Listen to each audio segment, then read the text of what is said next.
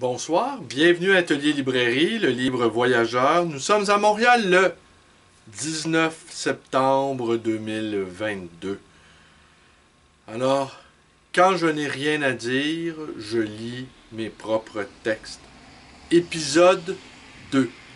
Et c'est tiré de ce collectif, la compagnie à numéros, sortie de route, le numéro 10, publié à l'enseigne de la compagnie à numéros. Alors, voilà. Et c'est un texte mien qui s'appelle Terrain vague.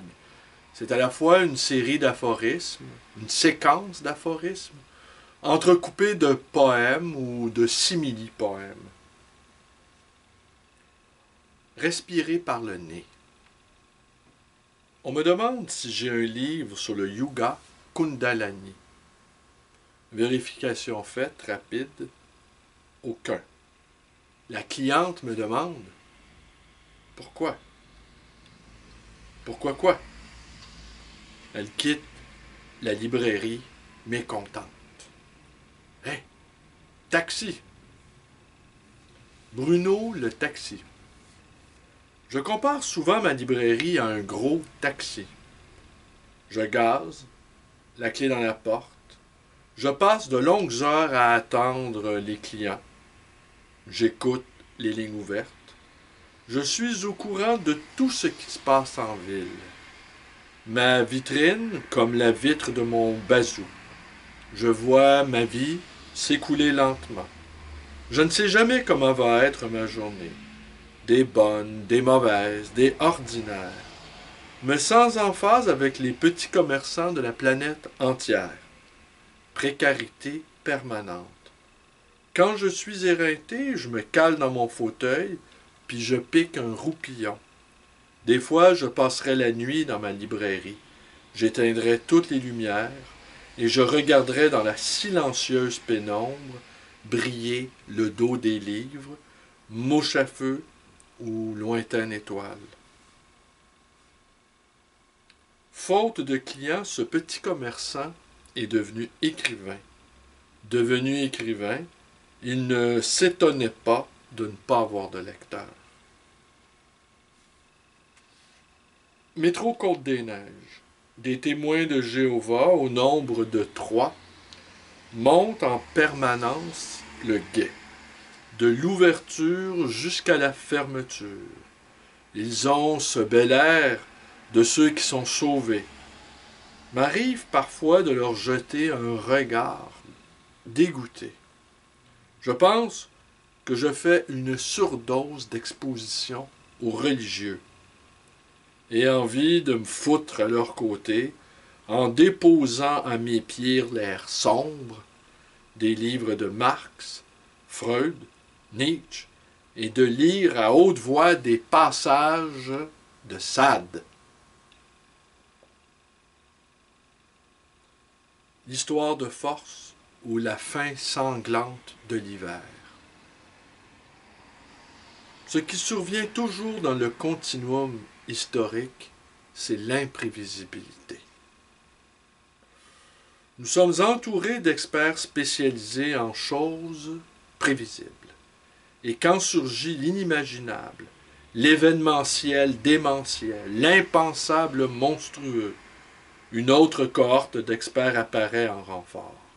Les analystes des explications a posteriori, dont le travail consiste à faire rentrer l'événement dans les schémas du prévisible. Ainsi, notre psyché terrifiée se trouve temporairement apaisée. Mais les événements du chemin de Sainte-Foy n'ont pas encore commencé à dégager leur pouvoir d'ensorcellement, et les conséquences importantes restent à venir. L'énergumène, le possédé, Bissonnette vient de nous faire entrer de force dans l'histoire. Nous pensions savoir où nous sommes parce que nous pensions savoir ce qui se passe, là, maintenant, sous nos yeux. Le fait est que personne ne sait ce qui se passe. Nos repères habituels sont brouillés et seul le malin sait ce qui nous attend. Que l'on consente à l'existence du mal ou non ne change rien à l'affaire. Notre société nihiliste est incapable d'appréhender les phénomènes religieux qui s'annoncent avec son sanglant avatar, son ombre portée, le tragique.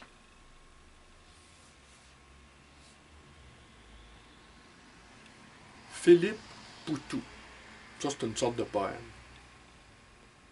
Nous étions si heureux d'être malheureux ensemble. Nous errions dans les rues de Nice, buvions du rosé glacé, rosé que je confondais avec du champagne. Encore heureux que je sache tenir ma fourchette, et que je ne parle pas la bouche pleine, et que je ne m'essuie pas la bouche avec les manches de ma chemise. Ce soir-là, Macron avait été élu, et aucun klaxon n'avait résonné dans Nissa la Belle. Tout le monde s'en foutait. Il y avait Meluche à la télé qui faisait la gueule. Tout le monde s'en foutait aussi. Dans l'ascenseur où nous logions, un groupe de touristes québécois, me voyant tenant une boîte de pizza, m'interpelle. Elle a l'air bonne, la pizza. Je fais semblant de n'avoir rien entendu. Je suis un touriste russe, après tout. J'aurais pu les déjouer et répondre « Elle est bonne en tabarnak, la pizza !» Pour finir la soirée, me suis goinfré en finissant le néo-champagne.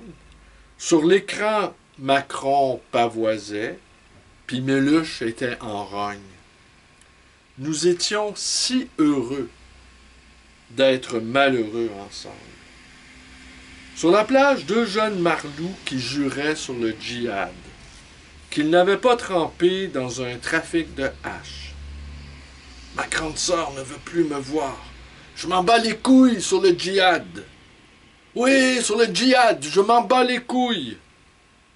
Un type velu, un ours, s'avance. Dans l'eau, en retire une bouteille vide qui flottait, esselée, mer lente.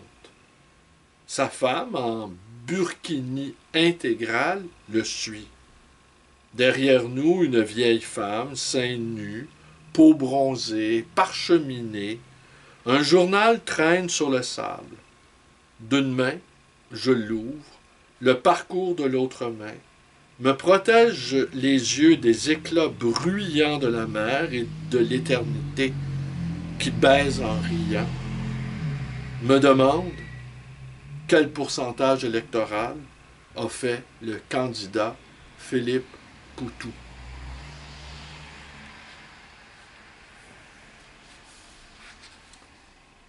Bibliothèque. À quel moment une bibliothèque devient une librairie? Un libraire autre chose qu'un libraire. Un lecteur autre chose qu'un lecteur. Un livre autre chose qu'un livre. À quel moment un livre devient une librairie? Un libraire, un livre, un lecteur, une bibliothèque. L'acte de lire bien autre chose que parcourir des pages, que le lecteur devient lui-même un axe qui fait mouvoir les rayonnages, que le souffle de la lecture transforme, fait un golem d'un innocent lecteur.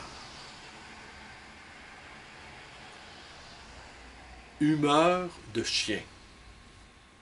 Je téléphone pour organisme gouvernemental.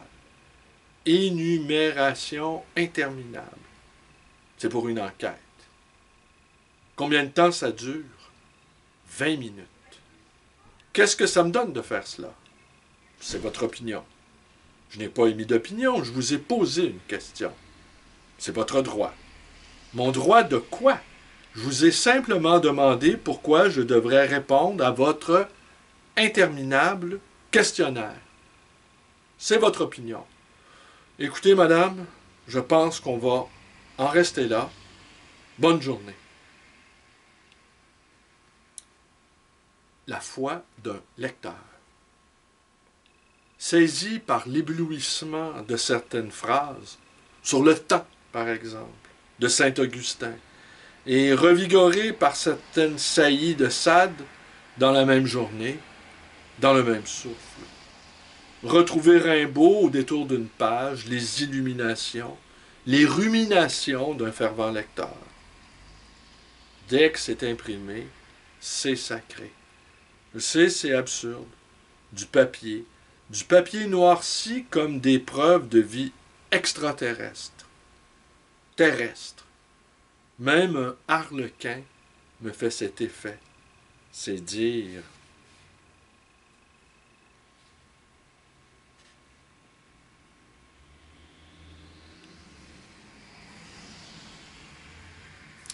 Le maître de l'athéisme. Cette histoire lue il y a longtemps, je ne sais trop où, mon bonheur amoureux m'ayant rendu amnésique, il y avait un maître de l'athéisme. Et un jeune novice le cherchait partout. Après des années de recherche, le jeune homme retrouva le maître méditant dans la fraîcheur ombragée d'une église. L'impétueux apprenti s'en étonna. Et le maître de l'athéisme interrogea le jeune homme. « As-tu lu l'Ancien Testament, le Nouveau? »« Non. »« As-tu lu le Coran? »« Non. »« As-tu lu les sutras de Bouddha? »« Non. »« As-tu lu le Rig Veda? »« Non. » Laisse-moi te dire une chose. Tu n'es pas athée. Tu es simplement un ignorant. Ce qui faisait dire à Lacan que pour être un véritable athée, il fallait une solide formation en théologie.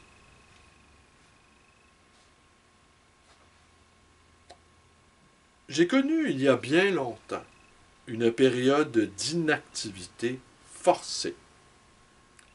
Je ne savais pas quoi faire de ma vie. Je ne savais pas comment m'en sortir.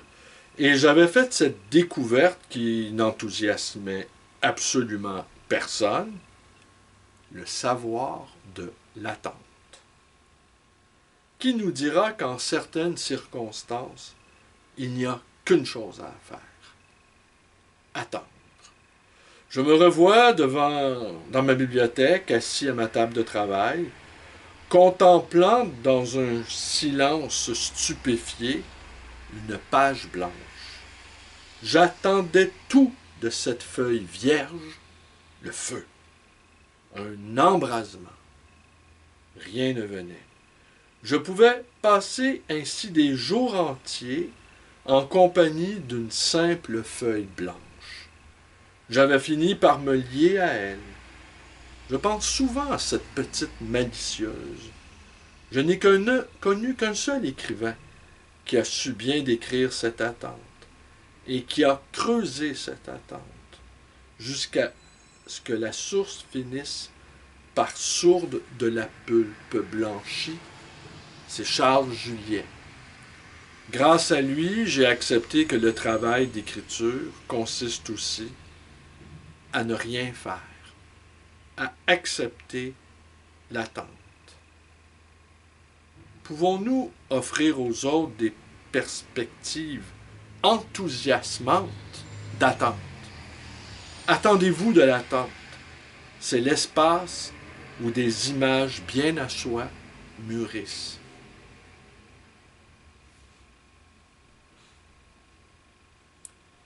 Ce sont partout des professionnels, des profs qui annoncent le démantèlement organisé de la culture. Nous en avons cure. Nous sommes la culture. Nous sommes des êtres de culture par toutes les pores de notre peau. Les angoisses des fonctionnaires ne nous touchent pas. Nous vivons au jour le jour dans une bienheureuse inquiétude qui donne à nos lectures un poids d'intensité. Nous ne travaillons pas le texte. Ce sont nos corps glorieux de lecteurs qui sont travaillés par les textes canoniques. Quand nous aurons disparu, les lecteurs fous, les lecteurs orants, les anonymes, les enfouis, les embusqués, il y aura encore des gens annonçant la disparition des lucioles.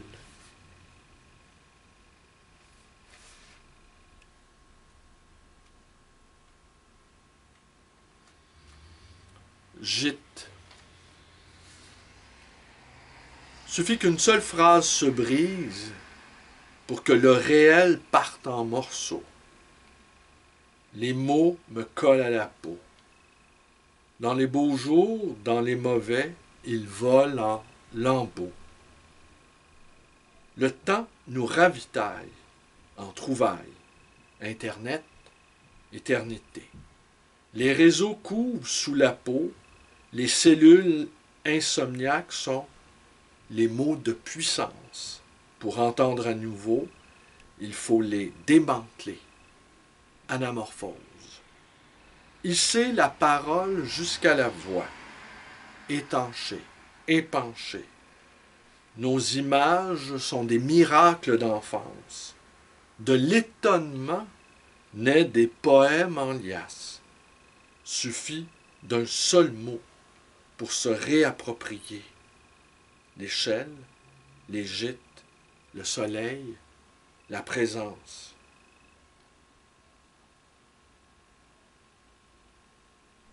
Didier Deschamps, même avec ses nouvelles dents, est québécois. Qu'il le sache ou non, est un détail. Alors, c'est tiré donc de ceci, la compagnie à numéro présente, Sortie de route. Dans quel numéro on retrouvait Jean-Marie Apostolides, Aline Apostolska, Normand Baillargeon, Pierre Berthelot, Louise Boisclair, François Bon, Bobo Boutin, Yvon d'Anjou, René Daunet, Christophe Hainaut, Luc Gosselin, Martin Gagnon, Louis-Philippe Hébert, Robert Hébert, Gilles Labelle, Vicky Laforce, Yves Lantier, Tania Lapierre, Jean Lepage, Carole Massé, Arthur-Alain Pinchot, Emmanuel Poineau, Serge Provencher, Éric Roger, Fabienne Roch, François Cibol, Christian Saint-Germain et le groupe surréaliste de Paris, Claude Lucien Cowette, Hervé Delabarre, Alfredo Fernandez, Joël Guéraud, Pierre Petiot, Élise Haru, Michel Zimbaka, Guy Cabanel et Guy Girard. Alors demain, je vais poursuivre. Tenez, je vais poursuivre avec ça. Quand je n'ai rien à dire, je lis mes propres textes. Quel repos que de se lire soi-même. Mais pas trop de fierté quand même. À demain.